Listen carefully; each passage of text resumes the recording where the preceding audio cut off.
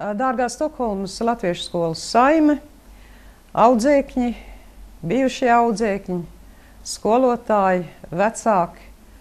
Sveicu visus šīs skolas 60 gadu jubilejā un novēlu, lai viņa turpina darboties tik ilgi, kamēr vēl Zviedrijā un it īpaši Stokholmā būs latviešu bērni, kuru vecāki izpratīs, cik svarīgi ir saglabāt saites ar savu senču dzimteni.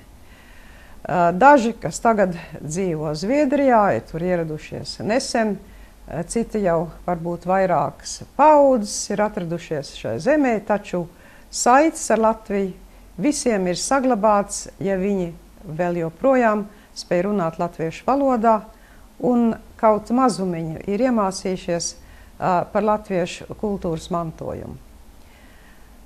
Latviešu skola atver bērnam un jaunietim tādas durvis, kas citādi viņam paliktu slēgtas.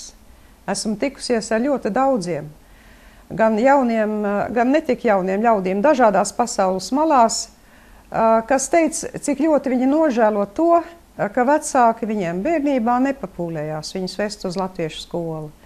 Cik ļoti viņiem tagad gribētos kontaktēties ar citiem latviešiem, kā viņiem interesētu atgriezties Latvijā un varbūt uzsākt tur kādas rosmas. Un lūk, valodas barjera viņiem tomēr ir un paliek par šķērsli, protams, kuram var pārvarēt, bet tas tomēr lietas padara sarežģītāks. Latviešu valoda, latviešu mantojums, tā ir dāvana mums no mūsu senčiem, un būtu žēl viņu atstāt neizmantot, un vēl žēlāk, ja mēs nedalāmies ar to ar saviem bērniem un mazbērniem.